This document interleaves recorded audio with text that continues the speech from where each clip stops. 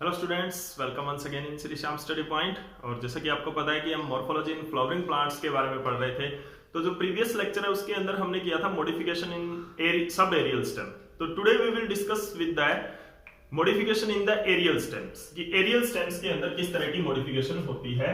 तो today we will discuss about the modification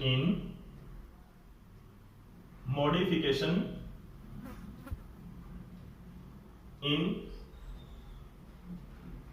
aerial stem कि जो एयर के अंदर जो स्टेम होती है, कंप्लीटली जो एयर के अंदर स्टेम रहेगी, उसके अंदर किस किस तरह की मॉडिफिकेशन हो सकती है। तो मोस्ट कॉमनली ये आपने देखा ही हुआ है सभी ने, बस आपने क्या करना है, एग्जांपल्स को कोरिलेट करना है विद योर नॉलेज। तो अभी देखते हैं जो सबसे पहला हमारे पास मॉडिफिकेशन है वो क्या है। सबसे पहला मॉडिफिकेशन हम टेंड्रिल्स के बारे में बात करेंगे। तो टेंड्रिल्स क्या होते हैं। टेंड्रिल्स वैसे तो आप जानते हो टेंड्रिल्स क्या होते हैं, यानी कि बहुत सारी आपने बेल देखी होगी, जैसे कि ग्रेप्स की बेल देखी है, लौकी की बेल देखी है, खीरे की बेल देखी है। तो इस तरह की बहुत सारी वेजिटेबल्स हैं जो हमारी बेल से निकलती है। तो वो बेल के ऊपर आपने एक स्पाइरली कॉइल्ड स्ट्रक्चर देखा होगा जिसको हम टेंड्रिल बोलते हैं, अंडरस्टैंड, जो कि उसकी क्लिमिंग में, यानी कि आपने किसी स्पॉट के पास में उसको ग्रो करवाते हो तो वो उस स्पॉट के ऊपर है वो बेल है वो चढ़ती है, क्लिम करती है। ठीक है, तो अभी देखो क्या है, it is a slender like spirally coiled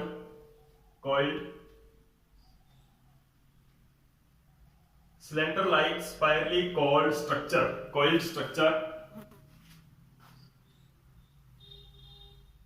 which arise from axillary bud। Axillary bud से ग्रो कर सकते हैं अभी, क्योंकि हमें पता है कि जितने भी जो नए पार्ट्स होते हैं वो बड से ग्रो करते हैं, ठीक है ना। तो एक्सिलरी बड से ग्रो कर सकती है और टर्मिनल बड। अभी देखो एक्सिलरी बड और टर्मिनल बड्स क्या होते हैं। तो एक्सिलरी बड क्या होता है, सबसे पहले एक्सिलरी बड क्या होता है, जो किसी एक्सिस पे हो, जैसे कि मान लो दिस इज द स्टेम, यहां पे क्या है, एक लीफ ग्रो किया है, तो दिस इज द एक्सिलरी बड। यहां से अगर टेंड्रिल, इस तरह की टेंड्रिल ग्रो करती है, that is the axillary bud. The tendril from this tendril is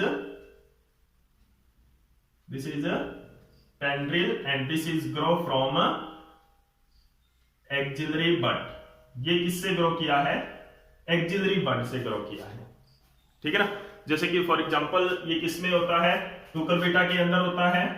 ऐसा किसमें होता है, कुकुरबिटा, जिसके अंदर लौकी खीरे की जो फैमिली है, जो प्लांट्स होते हैं उसके अंदर आता है। और एग्जांपल इसका क्या है, पैसिफ्लोरा, ये एक फ्लावरिंग प्लांट है। पैसिफ्लोरा में भी ऐसा ही होता है, एक्सिलरी बड होता है। अब टर्मिनल बड किसमें होता है, ग्रेप्स वाइन। ग्रेप्स वाइन आपने सुना होगा, अंगूर की बेल। तो उस अंगूर की बेल के अंदर भी क्या होता है, ऐसा ही होता है। किस तरह का, उसके अंदर टर्मिनल बड होता है। जैसे कि ये ब्रांच है, इसके टर्मिनल एंड पे क्या होता है, स्पाइरली कॉइल्ड होती है ये, ठीक है ना। तो ये क्या है, यहाँ पे इसकी ब्रांचिंग और लीफ होते हैं। जैसे ये ब्रांच है तो ये इसके टर्मिनल पे क्या होगी, ये जैसे मान लो इसकी एक ब्रांच है, इसके टर्मिनल पे ये टेंड्रिल्स ग्रो करते हैं। तो this is the terminal bud. Example क्या है इसका, ग्रेप्स वाइन, ठीक है ना। तो ग्रेप्स वाइन क्या है, इसको वेटिस भी बोलते हैं। तो दिस इज द टेंड्रिल। अभी टेंड्रिल की मॉडिफिकेशन क्या होती है, स्टेम की मॉडिफिकेशन होती है, यानी कि स्टेम इनको ग्रो करता है बड से, अपने बड से स्टेम इनको ग्रो करता है। तो अब इनके अंदर मॉडिफिकेशन किस तरह की होती है, बहुत सारे हार्मोन्स हैं, वो क्या करते हैं, जैसे कि आपने 10th क्लास में पढ़ा था हार्मोन्स, प्लांट हार्मोन के बारे में पढ़ा था। Plant hormones grow this structure, इस स्ट्रक्चर को ग्रो कौन करवाता है, हार्मोन्स ग्रो करवाता है। ये क्या करते हैं, they help in the climbing and which plant, the plant which have week stem, कि जिन प्लांट्स की जो स्टेम है वो वीक होती है, कमजोर स्टेम होती है, जो प्लांट को सपोर्ट नहीं दे सकती है, ऐसे प्लांट्स के अंदर क्या होता है, इस तरह की स्ट्रक्चर्स हैं वो ग्रो करती है, टेंड्रिल्स हैं वो ग्रो करते हैं। ठीक है। उसके बाद में जो नेक्स्ट हमारा आता है, नेक्स्ट मॉडिफिकेशन होती है स्टेम की, वो आती है थॉर्न्स, कांटे। जो नेक्स्ट मॉडिफिकेशन है वो क्या है, एरियल पार्ट में थॉर्न्स। ये किस तरह की स्ट्रक्चर है, ये भी आपने देखा है, थॉर्न्स भी बहुत सारे सिट्रस प्लांट के अंदर देखा होगा, बहुत सारे प्लांट्स के अंदर देखा होगा। ये क्या होता है, woody, these are the woody, straight, सीधी एंड पॉइंटेड स्ट्रक्चर होती है। Woody, straight and pointed structure होती है। अब ये देखो किसकी बनी होती है, डेड टिश्यू की बनी होती है। वुडी, जो वुड जितनी भी बनती है ना प्लांट के अंदर, जितना भी लकड़ी होता है, वुड पार्ट होता है, बहुत ज्यादा हार्ड होता है, पहली बात तो, ठीक है। तो वुडी होगी, स्ट्रेट होगी एंड पॉइंटेड होगी, तो ये स्ट्रॉन्ग होता है, ठीक है ना। अभी दूसरी बात क्या है कि ये जो वुड होता है वो डेड टिश्यू से बनता है, और डेड टिश्यू कौन सा होता है, स्क्लेरेनकाइमा। तो ये किसकी बनी होती है, स्क्लेरेनकाइमेटस टिश्यू की बनी होती है, स्क्लेरेनकाइमेटस टिश्यू की बनी होती है, क्योंकि यही एक डेड टिश्यू होता है जो वुड बनाता है। तो ये थॉर्न्स भी क्या है, वुडी होते हैं, स्ट्रेट होते हैं, सीधे होते हैं, और कांटे की तरह स्ट्रक्चर्स इनकी होती है। जैसे कि सिट्रस प्लांट के अंदर आपने देखा होगा कि स्टेम के ऊपर क्या होता है, इस तरह की स्ट्रक्चर्स उनके अंदर होती है, कांटों की तरह, ठीक है। अब ये कहां से ग्रो करते हैं, they grow from the axillary bud. ये जैसे लीफ है and this is the axis, यहां से ये जो है थॉर्न है वो ग्रो करेगा, and this is the axillary bud. ये कहां से ग्रो करते हैं, they arise from, it arise from axillary bud. Axillary bud से अराइज करता है, यानी कि जो ब्रांच होती है उससे अराइज करता है। टर्मिनल जो बड है उनसे कभी ये ग्रो नहीं करता है, जैसे कि टेंड्रिल्स करते हैं, ठीक है ना। तो ये क्या है, थॉर्न्स होते हैं। अब इनका मॉडिफिकेशन का काम क्या है, मॉडिफिकेशन ये मॉडिफाइड होती है for protection from animals. Animal से कैसी प्रोटेक्शन, ताकि वो ग्रेजिंग ना करें उनको। तो ग्रास्पिंग एनिमल से और ग्रेजिंग एनिमल से ये क्या होती है, प्रोटेक्ट करती है। जो थॉर्न्स है वो क्या करते हैं, प्लांट को प्रोटेक्ट करते हैं। तो this is the modification. And example इसके क्या है, सिट्रस प्लांट है, एग्जांपल क्या है इसके, सिट्रस प्लांट है, बोगेनवेलिया है। तो these are the examples of stem modification in thorns. इन प्लांट्स के अंदर क्या होते हैं, थॉर्न्स होते हैं। अंडरस्टैंड। तो this is the two types of aerial modification in the stem. अभी क्या है, उसके बाद में जो नेक्स्ट आता है वो आता है फाइलेक्लोड एंड क्लेडोड के बारे में हम पढ़ेंगे। तो फाइलेक्लोड एंड क्लेडोड क्या होता है, किस तरह की वो स्ट्रक्चर्स होती है, इंपॉर्टेंट पार्ट है, आपने कभी नहीं पढ़ा होगा इनके बारे में, लेकिन इनके बारे में आप जानते जरूर हो कि किस तरह की ये स्ट्रक्चर होती हैं।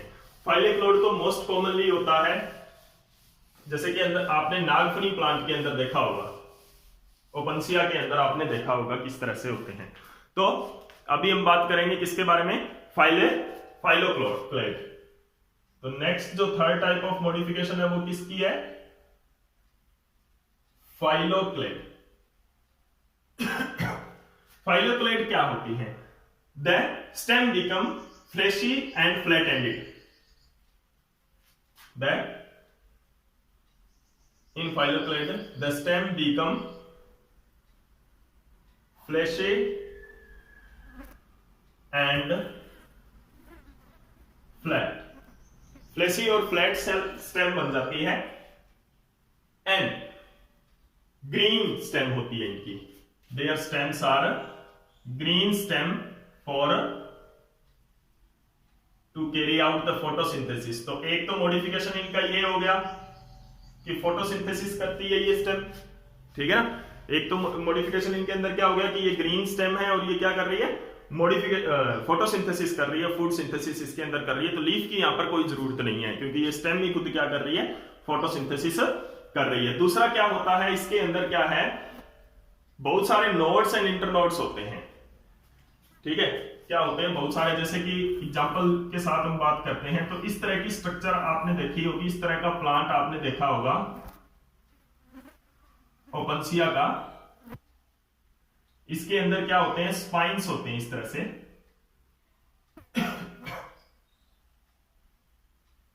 These are the spines.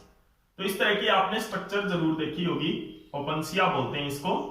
इसमें कोई स्टेम आपको वैसे नहीं दिखेगी, आपको इसके अंदर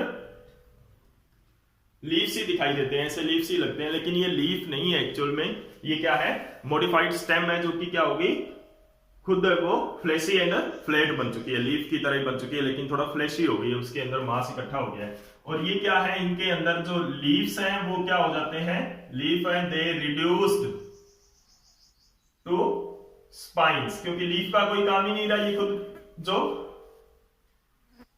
फोटोसिंथेसिस कैरी आउट कर रही है। तो स्पाइन्स क्या होते हैं, they are weak and thin structure. Weak होते हैं और थिन स्ट्रक्चर्स होती हैं, पॉइंटेड स्ट्रक्चर होती है ये भी, ठीक है ना, इस तरह से। कांटों की तरह नहीं, थॉर्न्स और स्पाइन में डिफरेंस होता है। कांटे जो हैं, जो थॉर्न्स होते हैं वो स्क्लेरेंकाइमेटस होते हैं, ये क्या होते हैं, लिविंग होते हैं। स्क्लेरेंकाइमेटस नहीं होते, ये वुडी नहीं होते हैं, नॉन वुडी होते हैं। तो ये क्या है, नॉन वुडी है। जैसे कि आपने थॉर्न्स के बारे में पढ़ा था, वो वुडी थे, ये क्या है, नॉन वुडी है। And they arise from the bud, bud से अराइज होते हैं क्योंकि ये लीफ होते हैं। तो दीज आर द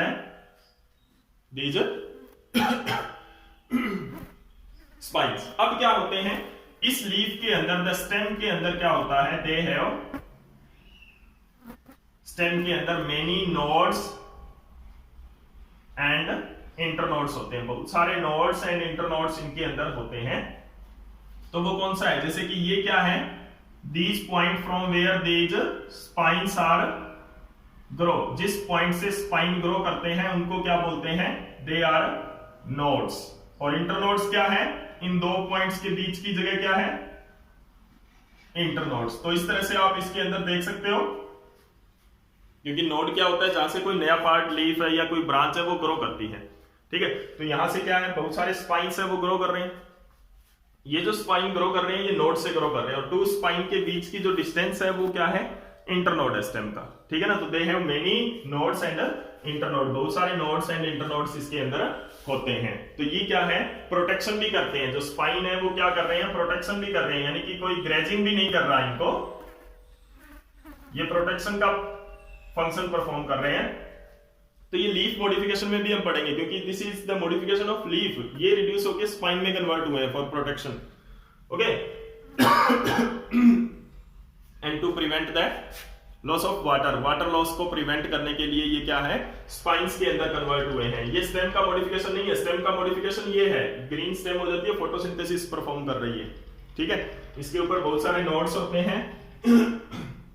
अब क्या है, स्टेम के अंदर क्या है कि जो लीफ है वो रिड्यूस हो जाते हैं, तो उसकी वजह से क्या होते हैं, they have very less and सनकन stomata, less and सनकन stomata होते हैं इनके, ठीक है ना। तो ये क्या होते हैं, बिल्कुल स्मॉल, बहुत ज्यादा छोटे हो जाते हैं, रिड्यूस्ड हो जाते हैं, श्रिंक हो जाते हैं, ठीक है ना। तो अब क्या करता है, it prevent, they prevent water loss, water loss को प्रिवेंट करते हैं, क्योंकि ये जो कैक्टस प्लांट है और जो दूसरे ओपनसिया प्लांट जो है, ये प्लांट्स जो हैं वो जीरोफाइटिक प्लांट्स होते हैं, यानी कि जो बहुत कम पानी वाली जगह में ग्रो करते हैं। जिन प्लांट्स के अंदर इस तरह की स्ट्रक्चर होती है वो क्या है, बहुत प्रिवेंट, बहुत कम पानी वाली जगह होती है। तो it prevent water loss, water loss भी ये प्रिवेंट करता है, क्योंकि अगर लीव्स होंगे तो लीव्स के ऊपर स्टोमेटा होगा, स्टोमेटा के अंदर क्या होगा, वाटर लॉस होगा, क्लियर है कि नहीं। अभी उसके बाद में क्या है कि जैसे कि आप देख रहे हो कि बहुत सारे जो राजस्थान के अंदर जो प्लांट्स हैं, जो जीरोफाइटिक प्लांट्स हैं मेनली, उनके अंदर क्या होता है, जहां पर पानी की कमी होती है, वहां उन प्लांट्स के आप लीव्स देखोगे, बहुत छोटे छोटे लीव्स होते हैं। तो वो मॉडिफिकेशन ही होती है लीव्स के अंदर to reduce the water loss को रिड्यूस करने के लिए। तो यहां पर भी क्या है, इन्होंने जो लीफ है वो इस तरह से रिड्यूस कर लिए हैं। इसकी वजह से क्या होता है, जो स्टेम के ऊपर स्टोमेटा होते हैं, ऑन स्टेम के ऊपर, ऑन स्टेम पर ये स्टोमेटा होते हैं, जो कि बहुत कम होते हैं और बहुत रिड्यूस्ड होते हैं, यानी कि सनकन स्टोमेटा इनके होते हैं। तो ये क्या है, जो मॉडिफिकेशन है ओपनसिया की, ठीक है ना। तो इसके अंदर जो एग्जांपल्स हैं वो क्या लोगे आप, यूफोर्बिया, ये ओपनसिया है, इसी तरह से क्या होता है, नेक्स्ट एग्जांपल इसका क्या है, U4B आप ले सकते हो, ठीक है ना। तो these are the examples of the phylloclade stem. Phylloclade stem के एग्जांपल्स हैं। इनके अंदर क्या होता है, मेनली क्या है कि स्टेम फ्लैशी हो जाती है एंड फ्लैट हो जाती है, वो फोटोसिंथेसिस का फंक्शन परफॉर्म करती है।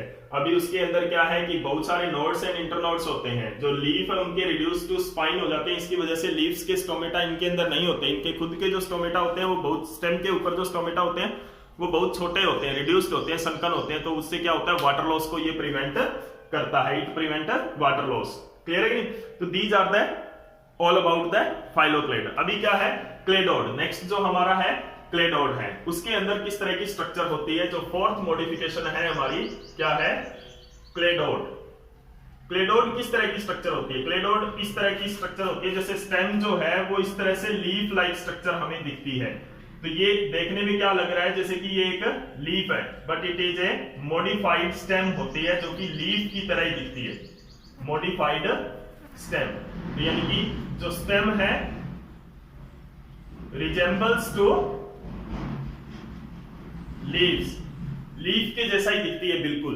ओके, जो स्टेम है वो क्या होती है, बिल्कुल रिजेंबल करती है किसके जैसे, लीफ के जैसे। उसके बाद में क्या होता है, it has a single node. इसके अंदर क्या होता है, here it bears single node. यहां पर देखो फाइलोक्लेड, जो फाइलोक्लेड है उसके अंदर बहुत सारे नोड्स हैं, हमारे पास बहुत सारे नोड एंड इंटरनोड है।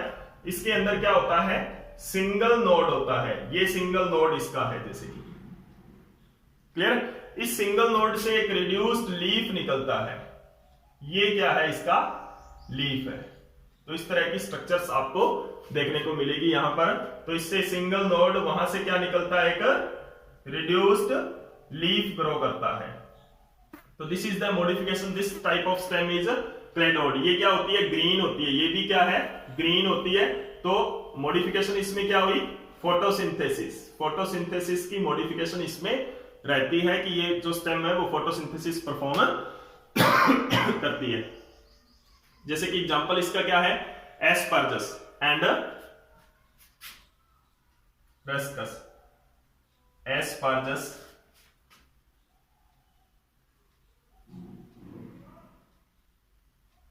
And ruscus are the examples, ठीक है।